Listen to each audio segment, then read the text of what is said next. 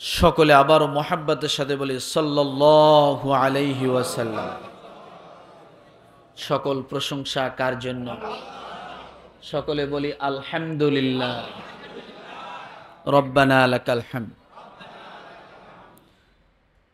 রব্বানা আতিনা ফিদ দুনিয়া হাসানা ওয়া ফিল আখিরাতি হাসানা ওয়া কিনা আযাবান নার।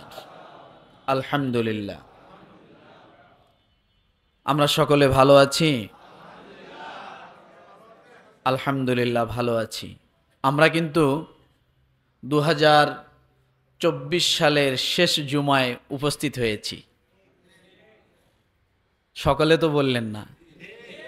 আইসে বইসে ওই দিকে দেখতেছেন, মুখ এদিক ঘুরান, আমি কিন্তু দাঁড় করাবো, এদিক ঘুরান মুখ, বইসে ওদিক চাকা গুনতেছে। সপ্তাহে একদিন অনেক দূর থেকে আসি কি এমনি এমনি বলেন? রাগ করলেন নাকি? আমি দাঁড় করাবো, কিন্তু অধিকার আছে আমার দাঁড় করানো। হ্যাঁ, আমি আগেই বলেছি এটা ক্লাস। এটা কি? এটা ক্লাস। আলহামদুলিল্লাহ। কি জানি বলতেছিলাম? 2024 সালের শেষ জুমা আমরা উপস্থিত হয়েছি। এই 2024 সাল একটি স্মরণীয় সাল হিসেবে আমাদের থাকবে, তাই না? ইতিহাস লিপিবদ্ধ থাকবে। এই 2024 সালের শেষ জুমায় আল্লাহ তাআলা আমাদেরকে এ পর্যন্ত হায়াতে তয়্যিবা দান করেছে। সকলে বলি আমিন। এই 2024 সালে অনেক মানুষের কল্যাণে জীবন দিয়েছে। 2024 সালে অনেক মানুষ রোড অ্যাক্সিডেন্টে মারা গিয়েছে, অনেক মানুষ অসুস্থতায় মারা গিয়েছে, অনেক মানুষ এমনিই মারা গিয়েছে, যায়নি? তো আল্লাহ সুবহানাহু ওয়া তাআলা হাজারো লাখো কোটি মানুষের ভিতর থেকে আমাদেরকে আজকের এই দিনে এই পর্যন্ত হায়াত দান করেছেন। শুকরিয়া আদায় করি আলহামদুলিল্লাহ। এই যে আলহামদুলিল্লাহ বলতে পারলাম, এটা অবশ্যই আল্লাহ পাকের বড় একটা নেয়ামত। আল্লাহর পছন্দ আছে বিদায় এটা বলার সাহস, শক্তি, সময় আল্লাহ সুযোগ দিয়েছেন। না থাকলে কিন্তু এটা পারতাম না বলতে, তাই না? আল্লাহ যদি আগেই খতম করে নিয়ে যাইতো তাহলে তো আর কবরে থেকে লাখবার কোটিবার পড়লেও কোনো কাজ হতো না। তো আল্লাহ তো সুযোগ দিয়েছেন। তো আসলে আমরা 2024 সালের শেষ জুমায় উপস্থিত হয়েছি। বাধ্য হয়ে আমাদেরকে কিছু আলোচনা সামনে নিয়ে আসতে হয়। যে আলোচনাগুলো সামনে না নিয়ে আসলে আমাদের মধ্যে একটা দায়বদ্ধতা থেকে যায়, জিম্মাদারি থেকে যায়। যদি আল্লাহ আমাদেরকে, আমাদের মতো ইমামদেরকে, আলেম ওলামাদেরকে জবাবদিহি করে যে তুমি তোমার মুসল্লিদেরকে এই বিষয়গুলো কেন বলনি, তখন কিয়ামতের ময়দানে হয়তো এই একটি বিষয় আল্লাহর আদালতে ধরা খেয়ে যেতে পারি, তাই না? এটাও একটা ধরা খাওয়ার কারণ হয়ে যেতে পারে। এই জন্য প্রত্যেকটা ওলামায়ে কেরাম জাতির শ্রেষ্ঠ সন্তান। প্রত্যেকটা ওলামায়ে কেরাম জাতির সবচাইতে কল্যাণকামী। ওলামায়ে কেরাম কি? জাতির সবচাইতে কল্যাণকামী। কেন? কারণ কোনো ওলামায়ে কেরাম চায় না যে আপনি জাহান্নামের পথে চলেন। আপনাকে বিভিন্নভাবে বুঝায়া কৌশলে বিভিন্নভাবে আপনাকে জান্নাতের পথে আনার চেষ্টা করে। যদিও তারা এগুলো বলতে যায় জেল, জুলুম, জরিপানা, মামলা, হামলা, মানুষের বিভিন্ন গঞ্জনা বঞ্জনা, বিভিন্ন অত্যাচার, বিভিন্নভাবে অপবাদ, অনেক কিছু শুনতে হয়, তারপরও কিন্তু ওলামায়ে কেরাম থেমে নেই। থেমে আছে না? থেমে নেই, চলছে। সর্বোপরি মনে করেন যে তাবলিগ জামাত একটা নিরীহ দল ছিল, যে তাবলিগ জামাতে মনে করেন মানুষকে বিনা স্বার্থে মানুষের দ্বারে দ্বারে কাছে কাছে যে মানুষকে ডাকতো বুঝাইতো, সে তাবলিগ জামাতের মধ্যে হক এবং বাতিল আলাদা হয়ে গেছে, তাই না? আলেমরা এখনো বাতিলের কাছে মার খাচ্ছে। তাহলে বোঝা গেল বাতিল এবং হক আলাদা হয়ে গেছে। তো হক যারা তারা সব সময় মার খায়, হক যারা তারা কি সব সময় মার খায়। রাসূলুল্লাহ সাল্লাল্লাহু আলাইহি ওয়াসাল্লামের জীবনীতে দেখেন কত মায়ের, কত যুদ্ধ, সাহাবায়ে কেরামের কত মায়ের, কত যুদ্ধ, তাই না? কিন্তু এত কিছুর পরও ইসলাম কিন্তু মিঠে যায়নি। ইসলাম মিঠে গেছে? যাবে না। ইসলাম থাকবে, ইসলাম আছে, ইসলাম থাকবে, কিন্তু বাতিল আস্তে আস্তে ধ্বংস হয়ে যাবে, বাতিলের অস্তিত্ব থাকবে না। আবু জেহেলের নাম কতজন কিভাবে স্মরণ করে, আর আবু বক্কর রাদিয়াল্লাহু তাআলা আনহুর নাম কিভাবে স্মরণ করা হয় দেখেন, তাই না? সম্মান তো আল্লাহ এইভাবেই দেন। তো আমার ভাই, আজকে আমরা আমাদের আলোচনার বিষয়টা নিয়ে আসতে চাচ্ছি, আমাদের সমাজে একটা এই নববর্ষর উপলক্ষে একটা বেহায়াপনা আছে, আছে কি নাই? নাম কি? 31st ডে নাইট, তাই না? 31st night, new happy new year. আমরা আজকে এই বিষয়ের উপর আলোচনা করব, মুসলমানের জন্য এখানে কি বিধান আছে, তাই না? আলোচনার বিষয় কি বলেন তো? 31st নাইট মুসলমানদের জন্য করণীয় কি? রাজি? আলোচনার বিষয় কি? 31st নাইট মুসলমানদের করণীয় কি? আসুন, আল্লাহ তাআলা আমাদেরকে সর্বপ্রথম একটা খুশির বাণী দিয়েছেন, সুবহানাল্লাহ। আজকের এই আলোচনা শোনার পরে তওবা করি, ইস্তেগফার করি। আজকের এই আলোচনা শোনার পরে আমরা যদি ঘুরে আবার উল্টো পথেই যাই, তাহলে আল্লাহ তাআলা কি পরিমাণ নারাজ হতে পারে আলোচনা থেকে শুনবো। রাজি আছি? তবে নিয়ত করতে হবে আজকে যা শুনবো বাকি জীবন শেষ নিঃশ্বাস ত্যাগ করার পর্যন্ত আমি এবং আমার সন্তান পরিবারকে আমি সেভ রাখবো। রাজি আছেন? আগে নিয়ত করেন, ঠিক আছে? আসুন তাহলে আজকে আলোচনার বিষয় 31st নাইট মুসলমানদের করণীয় কি। আল্লাহ পাক রব্বুল আলামিন বলেন, আল্লাহু ওয়ালিয়ুল্লাযীনা আমানু ইউখরিজুহুম মিনাজ-যুলুমাতি ইলান-নূর ওয়াল্লাযীনা কাফারু আউলিয়াউহুমুত-তাগুতু ইউখরিজুনাহুম মিনান-নূরি ইলাজ-যুলুমাত উলাইকা আসহাবুন নারি হুম ফিহা খালিদুন। সূরা আল বাকারা, কোন সূরা? 257 নম্বর আয়াত। কত? আল্লাহ পাক রব্বুল আলামিন দুনিয়ার সমস্ত মুমিনদেরকে তার পরিচয় করায় দিতেছে। আল্লাহ স্মরণ করায় দিচ্ছে মুমিনদেরকে, কারণ আল্লাহ জানে আমার মুমিন বান্দারা যদিও ইমানদার দাবি করে, কিন্তু মাঝে মাঝে আমি আল্লাহকে ভুলে যায়, শয়তানের ওয়াসওয়াসায় পড়ে। কথা ঠিক কিনা? কে জানে? আল্লাহ জানে। আমার মুমিন বান্দারা শয়তানের ওয়াসওয়াসায় পড়ে আমি আল্লাহকে ভুলে যায়। এই জন্য রব্বুল আলামিন অধিক ভালোবেসে মোহাব্বত করে আল্লাহ তার প্রিয় বান্দাদেরকে, যে বান্দাগুলিকে আল্লাহ ধরে ধরে নিজ হাতে মেহমানদারি করানোর পরে জান্নাতের ফায়সালা করে দেবে, আল্লাহ ওই মানুষগুলোকে সুন্দর করে পরিচয় করিয়ে জানায় দিচ্ছে, আল্লাহু ওয়ালিয়ুল্লাযীনা আমানু। আল্লাহ বলেন মুমিনদেরকে আমি আল্লাহ একা ছেড়ে দেইনি।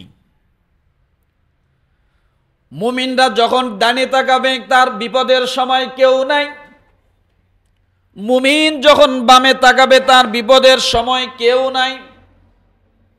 মুমিন যখন বিপদে পড়বে, অসুস্থতায় পড়বে, ডাক্তারের কাছে বারবার যাবে কিন্তু পেরেশান হয়ে যাবে। মুমিন যখন মানুষের অত্যাচার জুলুম সহ্য করতে করতে যখন সব দিকে অন্ধকার দেখবে, আল্লাহ বলে বান্দারে তোমরা সঠিকভাবে জেনে রাখো আমি আল্লাহ তাআলা আমার বান্দাকে একা ছেড়ে দিব না, আমি আল্লাহ তাআলা আমার বান্দার অভিভাবক হয়ে যাব। কি হয়ে যাব? কি হয়ে যাব? আল্লাহু ওয়ালিউল্লাযীনা আমানু। যখন বান্দা ডানে বামে সামনে পিছনে কোনো কুল কিনারা পাবে না, তখন বান্দা যদি আমি আল্লাহকে একটা ডাক দেয় আল্লাহ, সঙ্গে সঙ্গে আমি আল্লাহ তাআলা কিভাবে বান্দাকে উদ্ধার করব বান্দা নিজেও কখনো টের পাবে না।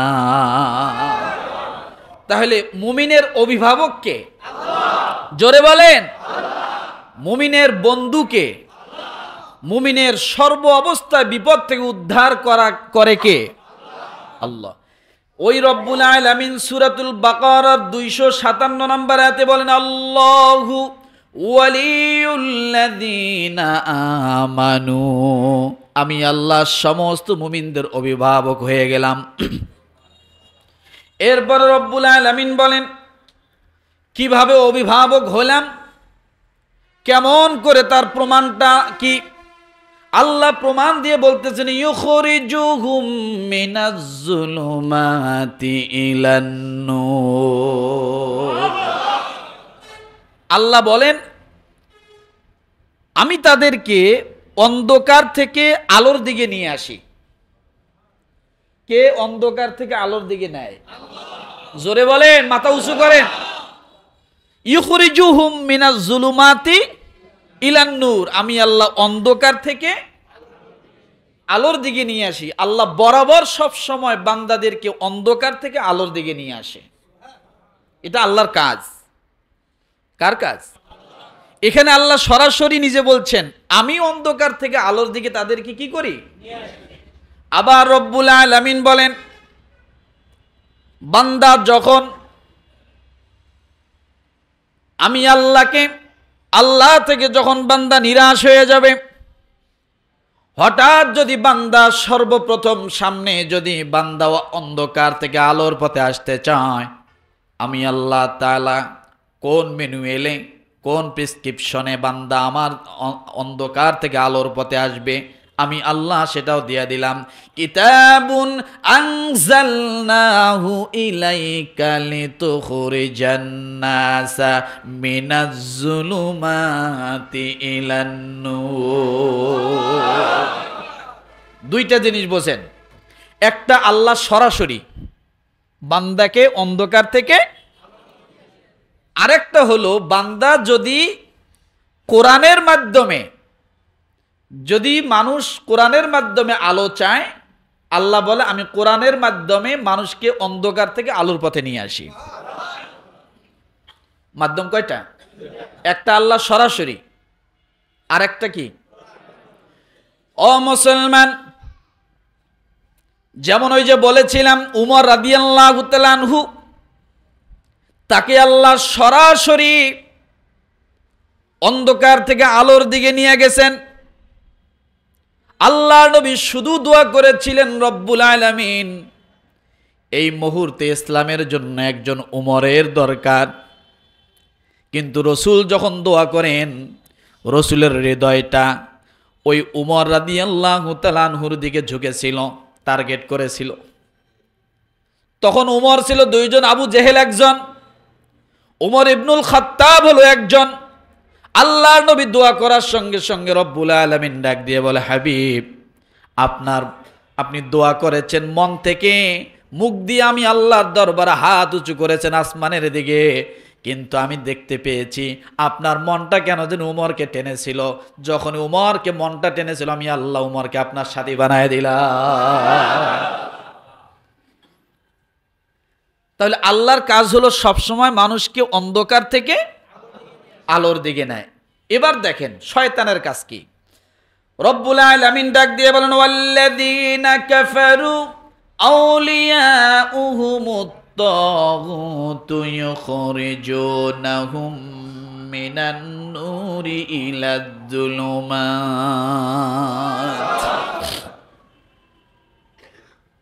তাহলে এখানে আল্লাহর তরফ থেকে একটা অন্ধকার থেকে মানুষকে আলোর দিকে নেয়, আর একটা কোরআনের মাধ্যমে মানুষ অন্ধকার থেকে আলোর দিকে যায়, আর একটা রসুলের তরফ থেকে অন্ধকার থেকে মানুষ আলোর দিকে যায়। আবার এখানে আল্লাহ তাআলা দ্বিতীয় আর একটা বলছে, ওয়াল্লাযীনা কাফারু আউলিয়াহুমুত তাগুত। রব্বুল আলামিন বলেন, আর যারা কুফুর অবলম্বন করেছে, কি অবলম্বন? জোরে। আর যারা কুফুর অবলম্বন করেছে, এই কুফুরটা কি বোঝেন না? বোঝেন, আল্লাহকে শুধু অস্বীকার করার নামেই কুফুর নয়, আল্লাহর যে কোনো একটা নেয়ামতকে অস্বীকার করার নাম হয়ে যাবে কুফুর। আল্লাহ আসমান সৃষ্টি করেছেন বিনা খুঁটিতে, এটা বিশ্বাস করার নাম হলো ঈমান। আর যদি এটা বিশ্বাস না করে যে আল্লাহ বলতে কিছু নাই, এটা এমনি এমনি সৃষ্টি হয়েছে, এগুলো হলো কুফুর। নিয়ামতের শুকরিয়া আদায় না করলে সেটা হয় কুফুর। লা ইন শাকারতুম লা আযীদান্নাকুম ওয়া লা ইন কাফারতুম ইন্না আযাবি লাশাদীদ। আল্লাহ বলেন, যে ব্যক্তি নিয়ামত পেল সেজন্য শুকরিয়া আদায় করে, আর নিয়ামত পাওয়ার পরে যে শুকরিয়া আদায় করলো না সে কুফুরি করলো, অস্বীকার করলো। কুফুর শব্দের অর্থ কি? অস্বীকার করা, অপছন্দ করা, ভালো না লাগা। এটা অমুসলমান আর যারা কুফুর অবলম্বন করেছে তাদের অভিভাবক হলো শয়তান। কে? জোরে বলেন। মুমিনের অভিভাবক কে? জোরে বলতে হবে, আরো জোরে। আর যারা কুফুর করে, অস্বীকার করে, আল্লাহর নিয়ামতের যে কোনো বিষয় অস্বীকার করে, আল্লাহ সৃষ্টি বিষয়, আল্লাহ বিষয়, আল্লাহ রসুল বিষয়, কোরআন বিষয়, কিতাব বিষয়, যারা অস্বীকার করে, আল্লাহর আইন বিষয় যারা অস্বীকার করে, তারা কি? তাদের অভিভাবক কি? তাদের অভিভাবক হলো শয়তান। আল্লাহ বলেন, যারা তাদেরকে আলো থেকে বের করে নিয়ে অন্ধকারের দিকে নিয়ে যায়।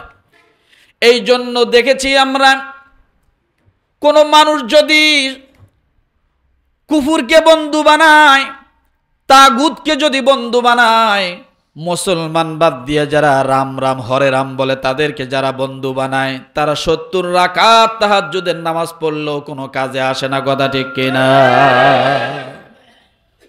কাজে আসে? কারণ তো উপরে ইবাদত, দেখানো ইবাদত, কিন্তু বাস্তবে তার বন্ধু কারা? ওইগুলা শয়তান। এখন ঠাইও হয়েছে কি?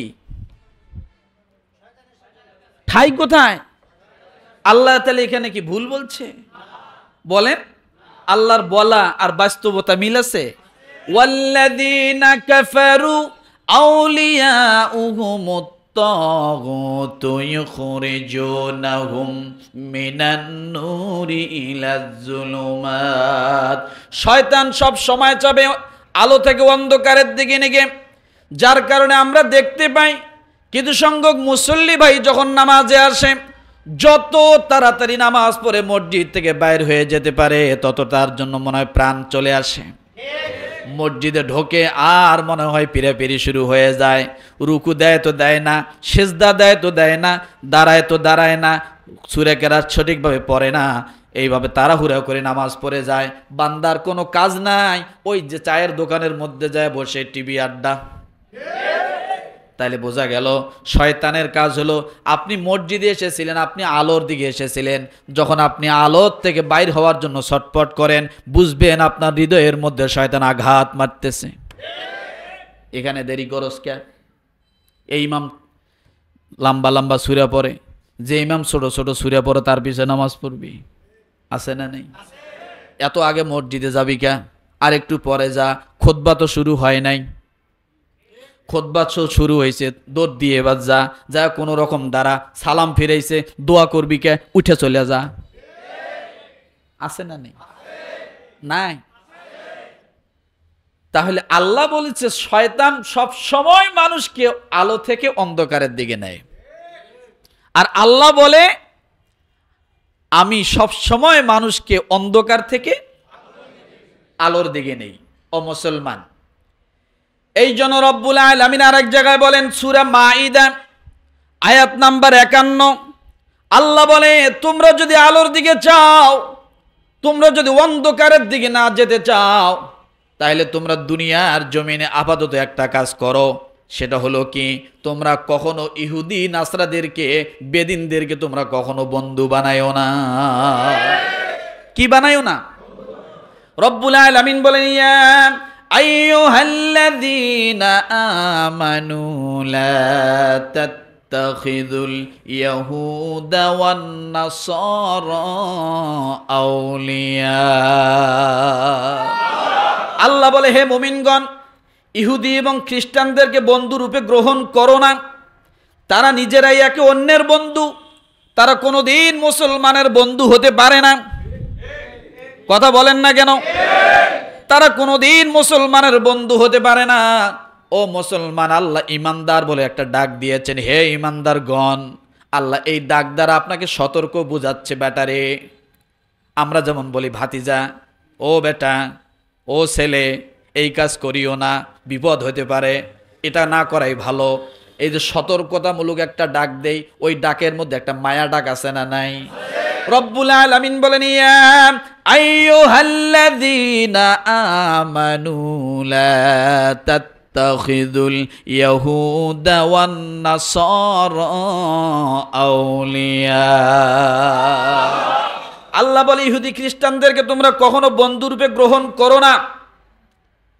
কেন করবে না? তোমরা যতই বন্ধু হতে যাবে, তোমাদের স্বার্থ ছাড়া তাদের স্বার্থ ছাড়া কিছুই বুঝবে না। যার কারণে দেখি ফারাক্কাবাদ এত বছর পর্যন্ত মিছিল করা হচ্ছে, কিন্তু বন্ধ হয় না, খুলেও দেয় না। পানি যখন লাগে না, তখন পানি ছেড়ে দিয়া মুসলমানদেরকে মারার চেষ্টা করে। এ দেশ থেকে সব নিল, আমাদেরকে তারা কিছুই দেয় না। পেঁয়াজের বড়াই দেখায়, নিজেদের পেঁয়াজ এখন পুষে ফেলাইতেছে। আছে না? নাকি মিথ্যে বললাম? আয়াতের সাথে কি মিল আছে নাকি বানায় বলতেছি? হ্যাঁ, মানে ইন্ডিয়া আমাদেরকে কিছু দিছে? খালি নিল। দোহাই একটা, স্বাধীনতার সময় আমরা সাহায্য করছিলাম। সাহায্য কি করছিল? আমরা হয়তো মেশিন টেশিন যা অস্ত্র টস্ত্র ছিল আমাদের রাখার মতো, হয়তো সে সময় গোডাউন ছিল না, ওরা নিয়ে যায়, ওদের কাছে ব্যবহার করছে, এই সাহায্য করছে নাকি?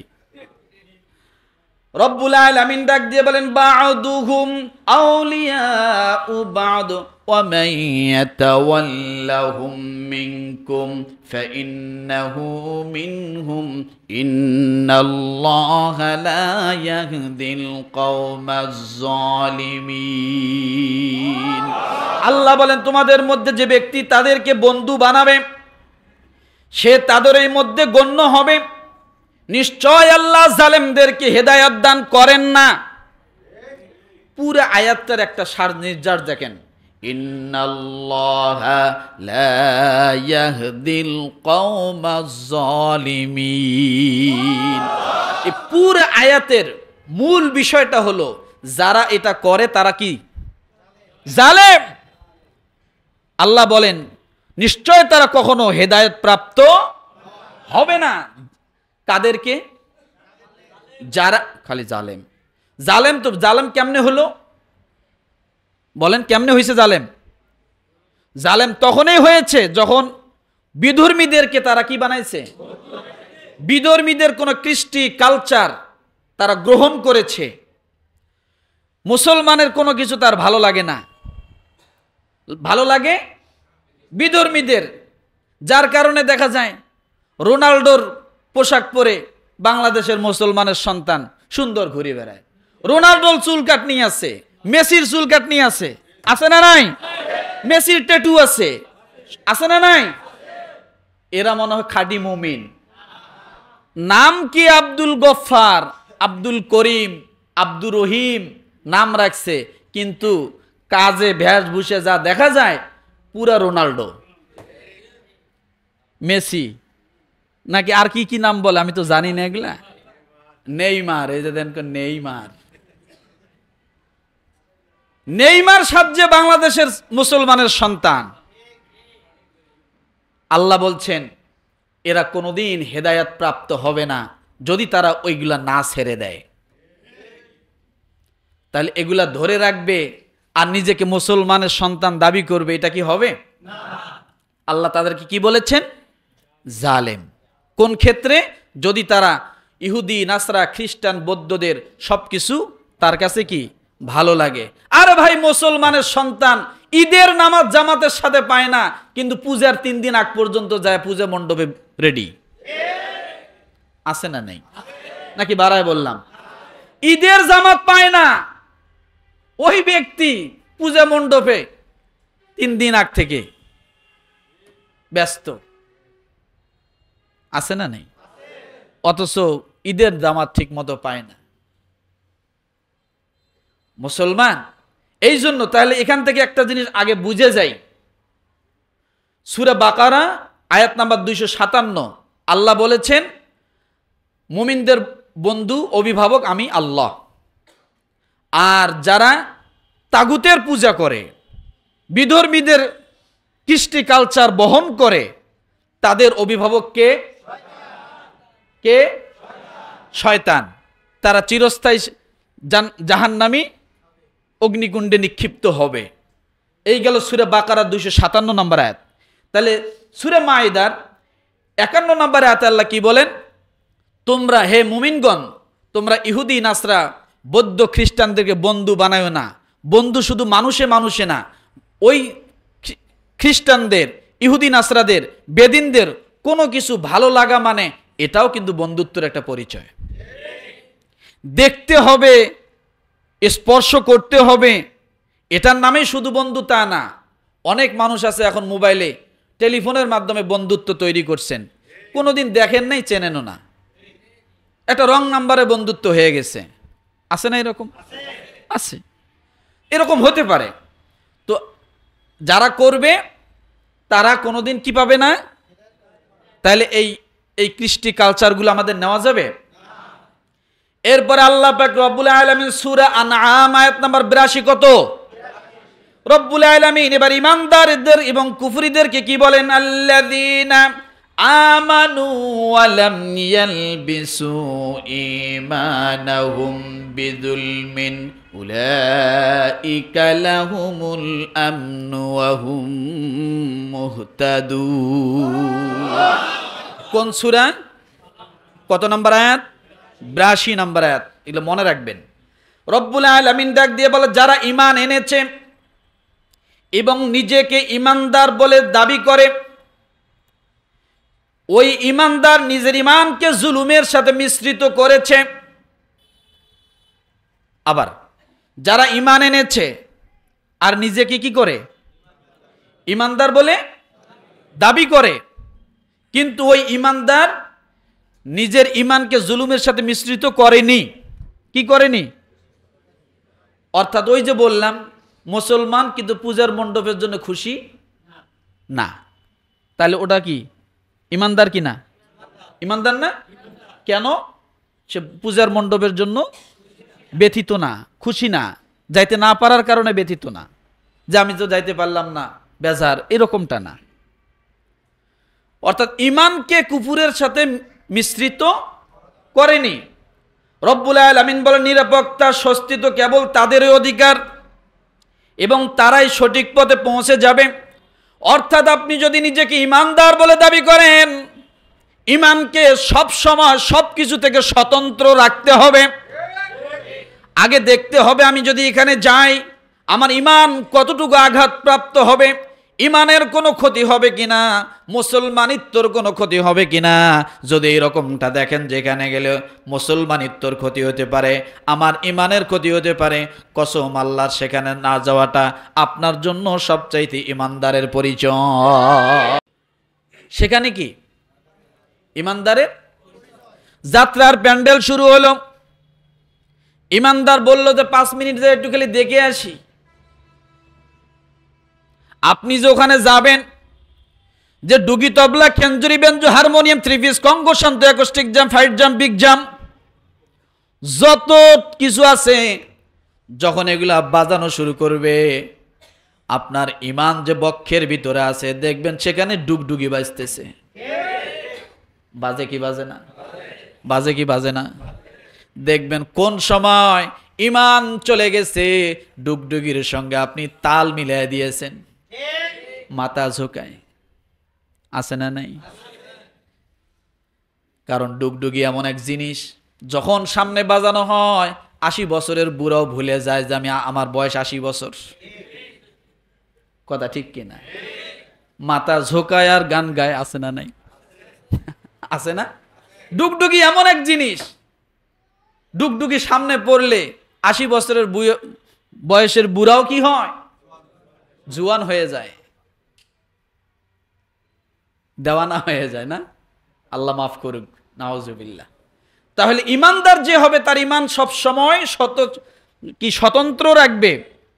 সে সব সময় যাচাই করবে যে আমি যে এখানে যাব আমার ইমান থাকবে কি থাকবে না।